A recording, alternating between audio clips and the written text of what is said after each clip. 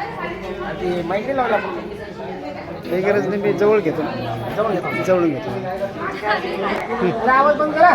चॅनलमध्ये आपलं स्वागत. आज आपण भोकरदन शहरात पंचायत समिती या ठिकाणी आहे आणि या ठिकाणी शालेय पोषण आहार कामगार या ठिकाणी सर्व महिला या ठिकाणी आलेल्या आहेत आणि यांची या ठिकाणी मीटिंग होती. नेमकं त्या मीटिंगचा संदर्भ काय होता, आपण संघटने जे कार्यकर्ते आहेत त्यांच्याकडून आपण जाणून. तर आपलं नाव? माझं नाव ॲडव्होकेट अनिल विसाळ, संघटनेचा जिल्हा सरचिटणीस. आज भोकरदन येथे शालेय पोषण आहार कामगार संघटनेचा मीटिंग संपन्न झाली.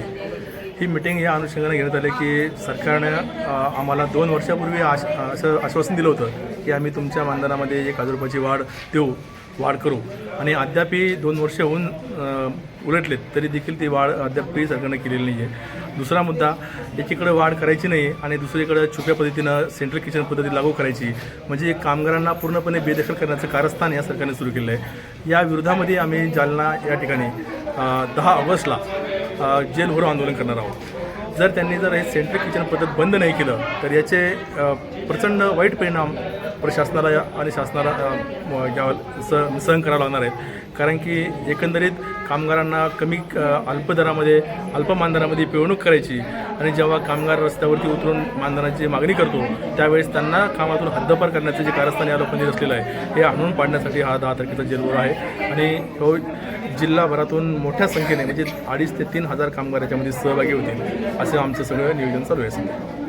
विसाळ यांनी प्रतिक्रिया दिलेली आहे आणि या ठिकाणी 10 तारखेचं जे जेल भरो आंदोलन आहे मित्रांनो, त्या ठिकाणी सर्व महिला कामगारांनी हजर राहायचं अशी यांची भूमिका आहे आणि या ठिकाणी अजून आपल्यासोबत काही महिला आहेत. आपली काय भूमिका असणार जेल भरो आंदोलनामध्ये? महिला जातील आमच्या गावात 3,000 महिला राहतील तिथे कमीत कमी. हो. त्यांनी काही प्रतिक्रिया दिलेली आहे. तुम्ही कोणत्या गावून आला? आम्ही पोदोली. पोदलीवर. हां, तुमच्या किती महिला राहतील तिथं? आमच्या राहतील.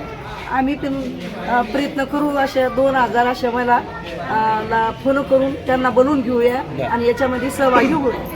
आता आम्ही जसं खिचडीला जसं पेटून शिजवतो तसं आम्ही पेटून उठणार आहे आणि आम्ही 2,000 ते 3,000 महिला घेऊन तिथं हजर राहणार आहे. त्यासाठी सरकारने सुद्धा याची दखलबाजी घेतली पाहिजे आणि आम्हाला न्याय मिळालाच पाहिजे. त्या ठिकाणी तुम्हाला जर समजा त्या पोलिसांनी अटक केली तुम्ही काय करणार? आम्ही अटक होऊ ना, अटक केलं तर. अच्छा, तुमची तयारी आहे? आमची काय फुल तयारी आहे. तुमची काय तयारी आहे? जेल भरो तयारी आहे?